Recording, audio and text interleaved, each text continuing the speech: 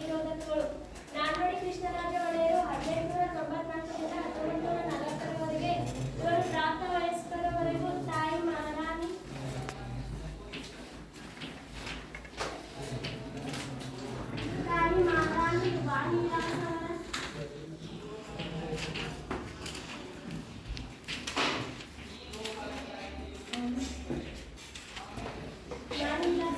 ಸಂವಿಧಾನ ಚೆಂಪ ನಂಜಮಣಿಯವರ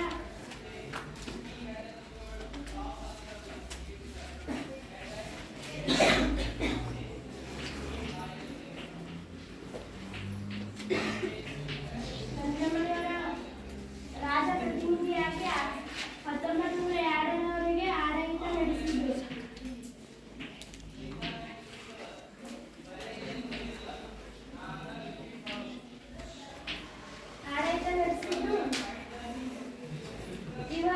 ಅವರಿಗೆ ಆಡಳಿತದಲ್ಲಿ ದಿವಾನರು ಮತ್ತು ಸಲಹಾ ಸಮಿತಿಯವರು ನೆರವು ನೀಡಿದ್ದು ಅವರು ಏನೇನು ಕಾರ್ಯಗಳು ಅಂದ್ರೆ ಚಿನ್ನದ ಗಣಿ ಸುಧಾರಣೆ,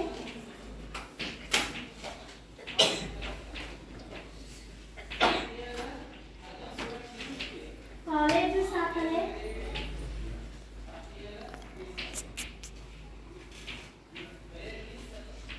ಮಾರ್ಕೆಲ್ವೆ ಜಲಾಶಯ ನಿರ್ಮಾಣ,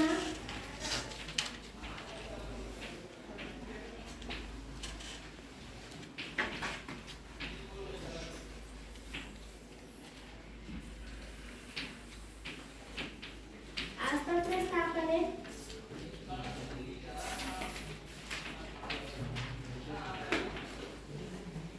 ಹಾಗೂ ಕಾವೇರಿ ಜಲಪಾತವನ್ನು ಉಪಯೋಗಿಸಿಕೊಂಡು ಶಿವನ ಸಮುದ್ರದಲ್ಲಿ ಜಲವಿದ್ಯುತ್ ಕೇಂದ್ರವನ್ನು ಸ್ಥಾಪಿಸುವ ಕಾರ್ಯಗಳು ಆರಂಭವಾಗುವ.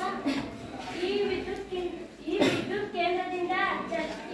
ಕೇಂದ್ರದಿಂದ ಕೋಲಾರದ ಚಿನ್ನದ ಗಣಿಗೂ ಮತ್ತು ಬೆಂಗಳೂರಿಗೂ ವಿದ್ಯುತ್ ಸರಬರಾಜು ಮಾಡಲು ಅನುಕೂಲವಾಗುತ್ತದೆ. ಭಾರತದಲ್ಲಿ ವಿದ್ಯುತ್ ಪಡೆದ ನಗರಗಳಲ್ಲಿ ಬೆಂಗಳೂರು ಮೊದಲನೆಯದು.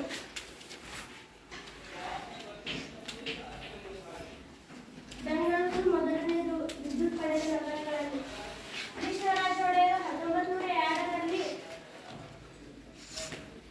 1902ರಲ್ಲಿ ಕಾನೂನಾತ್ಮಕವಾಗಿ ಅಧಿಕಾರವನ್ನು ವಹಿಸಿಕೊಂಡಾಗ ಅವರಲ್ಲಿ ಪ್ರಮುಖ ದಿವಾನರುಗಳು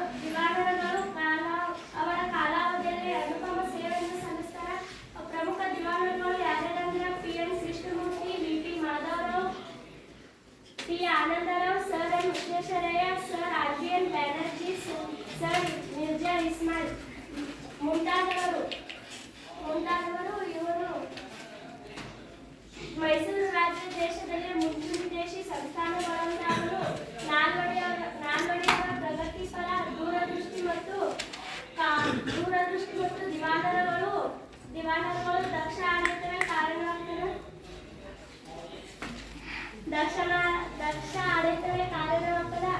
ಅವರು ಸಾಧನೆಗಳು ಅಂದ್ರೆ ನಾಲ್ವಡಿ ಕೃಷ್ಣರಾಜರ ಸಾಧನೆಗಳು.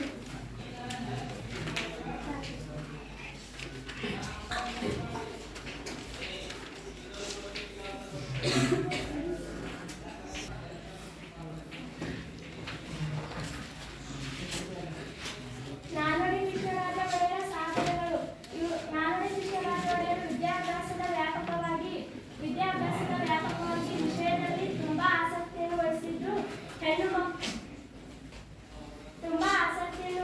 ಹೆಣ್ಣು ಮಕ್ಕಳ ವಿದ್ಯಾಭ್ಯಾಸದ ಏಳಿಗೆ ನೆರವು ಸಿಕ್ಕಿತು. ಮೈಸೂರು ವಿಶ್ವವಿದ್ಯಾನಿಲಯವು ಸ್ಥಾಪಿಸಲ್ಪಟ್ಟಿತು. ಬೆಂಗಳೂರಿನಲ್ಲಿ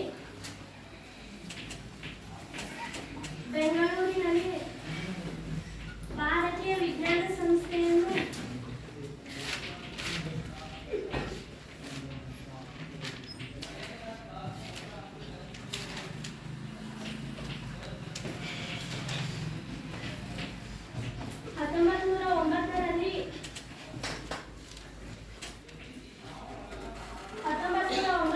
ಟಾಟಾ ಅವರ ಬೆಂಬಲದಿಂದ ಸ್ಥಾಪಿಸಲ್ಪಟ್ಟಿತು.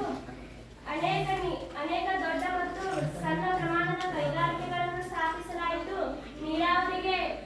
ನೀರಾವರಿಗೆ ವಿಶೇಷ ಗಮನ ಕೊಡಲಾಯಿತು. ಅವುಗಳಲ್ಲಿ ಪ್ರಮುಖವಾದ ಭದ್ರಾವತಿಯ ಕಬ್ಬಿನ ಮತ್ತು ಉಪ್ಪಿನ ಕಾರ್ಖಾನೆ, ಸಿಮೆಂಟ್ ಕಾರ್ಖಾನೆ, ಕಾಗದದ ಕಾರ್ಖಾನೆ, ಮಂಡ್ಯದ ಮೈಸೂರು ಕಾರ್ಖಾನೆ, ಮೈಸೂರಿನ ಗಂಧದ ಎಣ್ಣೆ ಕಾರ್ಖಾನೆ, ಬೆಂಗಳೂರಿನ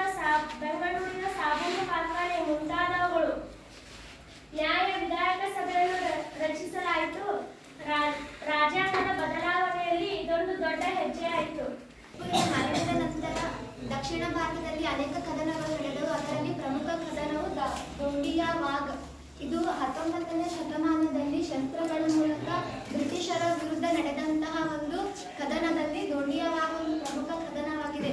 ದೋಂಡಿಯಾನು ಚನ್ನಗಿರಿ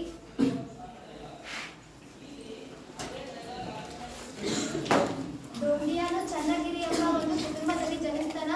ಇವನು ಅನೇಕ ಯುದ್ಧಗಳಲ್ಲಿ ತಾನೇ ಒಂದು ಖಾಸಗಿ ಸೈನ್ಯವನ್ನು ನಿರ್ಮಾಣ ಮಾಡಿ ಮೈಸೂರಿನ ಟಿಪ್ಪು ಸುಲ್ತಾನ್ ಮತ್ತು ಹೈದರಾಬಾದಿನವರ ಜೊತೆಗೆ ಸೇನೆಯಲ್ಲಿ ನಾಯಕತ್ವವನ್ನು ವಹಿಸಿರ್ತಾನ. ನಂತರ ಟಿಪ್ಪುವಿನ ಜೊತೆಗಾದಂತಹ ಮನಸ್ತಾಪದಿಂದ ಈತನನ್ನು ಸೆರೆಮನೆಗೆ ಹಾಕಲಾಗ್ತದೆ. ಅಲ್ಲಿಂದ ಅವನು 4ನೇ ಆಂಗ್ಲೋ ಮರಾಠ ಯುದ್ಧದ ಶ್ರೀರಂಗಪಟ್ಟಣದ ಪತನದ ನಂತರ ಈತನನ್ನು ಸೆರೆಮನೆಯಿಂದ ಬಿಡುಗಡೆ ಮಾಡಲಾಗ್ತದೆ. ಇವನು ತಾನೇ ಒಂದು ಸೈನ್ಯವನ್ನು ನಿರ್ಮಾಣ ಮಾಡಿ ಟಿಪ್ಪುವಿನ ಜೊತೆಗೆ ಯುದ್ಧವನ್ನು ಮಾಡಿದಂಥ ಅನುಭವವಂತ ವ್ಯಕ್ತಿಗಳು, ಪಾಳೆಗಾರರು, ಕೆಲಸವನ್ನು ಮಾಡಿ ನಿವೃತ್ತಿ ಹೊಂದಂಥ ವ್ಯಕ್ತಿಗಳನ್ನು ಸೇರಿಸಿ ತಾನೇ ಒಂದು ಸೈನ್ಯವನ್ನು ಕಟ್ಟಿಸಿ ಶಿವಮೊಗ್ಗ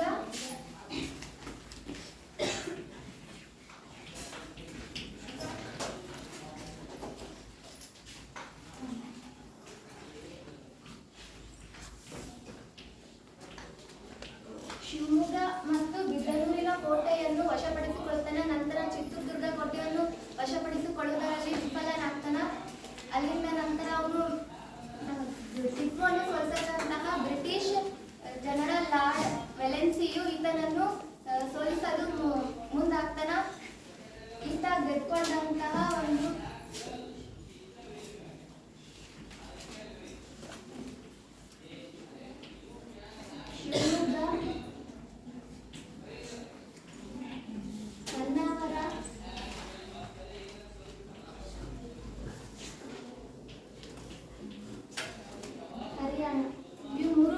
ಇವು ಮೂರು ಪ್ರದೇಶಗಳನ್ನ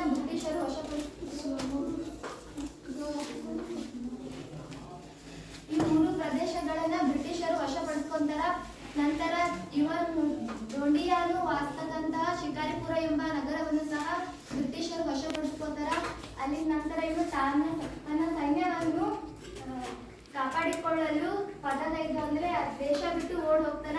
ಮರಾಠರ ಸಾಮ್ರಾಜ್ಯ ಮನೆತನಕ್ಕೆ ಹೋಗಿ ಅಲ್ಲಿರೋ ಒಂಟೆ ಮತ್ತು ಆನೆ ದಳವನ್ನು ವಶಪಡಿಸಿಕೊಂಡು ವೃತ್ತಿಗೆಡದೆ ಧೈರ್ಯಗೆಡದೆ ಇನ್ನು ಮುಂದೆ ಹಲವಾರು ಯುದ್ಧಗಳನ್ನು ಮಾಡಿ ಮತ್ತೆ ಈತನು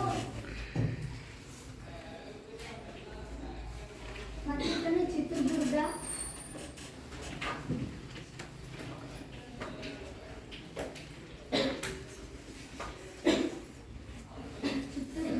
ಸವಣೂರು,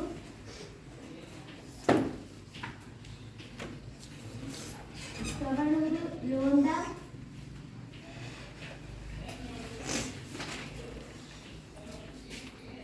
ಕಿತ್ತೂರು,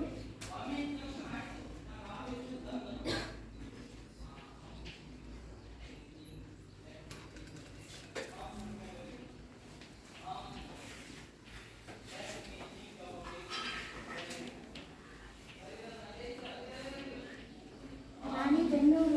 ಇಷ್ಟು ಸಾಮ್ರಾಜ್ಯಗಳನ್ನ ಮತ್ತೆ ವಶಪಡಿಸ್ಕೊಂಡ ನಂತರ ಅವ ಏನು ಕರ್ಕೊಂಡಿರ್ತಾನಲ್ಲ ಶಿಕಾರಿಪುರ ಎಂಬ ಒಂದು ಗ್ರಾಮನ ಮತ್ತೆ ಯುದ್ಧ ಮಾಡಿ ವಶಪಡಿಸ್ಕೊತಾನೆ. ಇದನ್ನ ಬ್ರಿಟಿಷರ್ ಗೊತ್ತಾಗಿ ಬ್ರಿಟಿಷರ್ ಮತ್ತೆ ಇವನ್ನೆಲ್ಲ ಸಾಮ್ರಾಜ್ಯಗಳನ್ನ ವಶಪಡಿಸ್ಕೋಬೇಕಂತ ಹೇಳಿ ಹಠಾತ್ ಇವನಿಗೆ ಮತ್ತೆ ಹುಡುಕ್ಲಕ್ ಪ್ರಾರಂಭ ಮಾಡ್ತಾನೆ. ಇವ ಎಲ್ಲ ಪ್ರದೇಶಗಳಿಂದ ತಲೆ ಮರೆಸ್ಕೊಂಡು ಹೋಗ್ತಾನ. ಬ್ರಿಟಿಷರು ದೋಂಡಿಯಾ ವಾಘ್ ಸೈನಿಕರಲ್ಲಿರ್ತಕ್ಕಂಥ ಅನೇಕ ಸೈನಿಕರನ್ನ ಹತ್ಯೆಯನ್ನು ಮಾಡ್ತಾರ. ನಂತರ ಇವರು ದೋಂಡಿಯಾನ ಅಂತ್ಯ.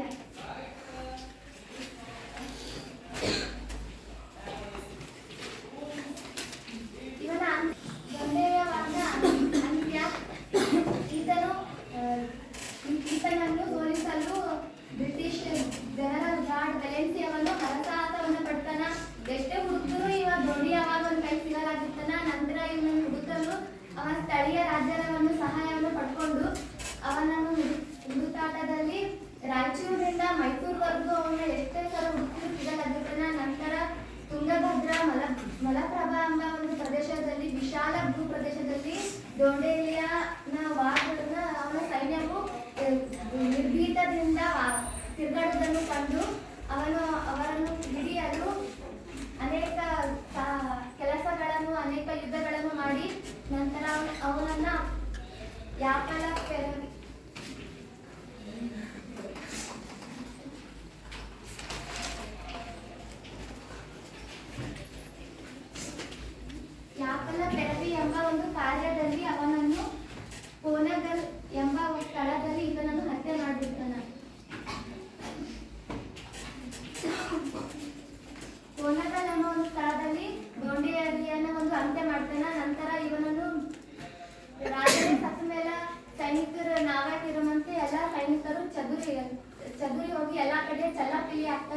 ನಂತರ ಬ್ರಿಟಿಷರು ದೊಂಡೇಲಿಯ ವಾಹನ ಸೈನ್ಯದಲ್ಲಿರ್ತಕ್ಕಂಥ ಒಂದು ಶಸ್ತ್ರಾಸ್ತ್ರಗಳಾಗಿರ್ಬೋದು, ಮದ್ದುಗುಂಡುಗಳಾಗಿರ್ಬೋದು ತಮ್ಮ ವಶಕ್ಕೆ ಪಡ್ಕೊತಾರೆ. ಈ ರೀತಿಯಾಗಿ ದೊಂಡೇಲಿಯ ವಾಹನ ಅಂತಾರೆ.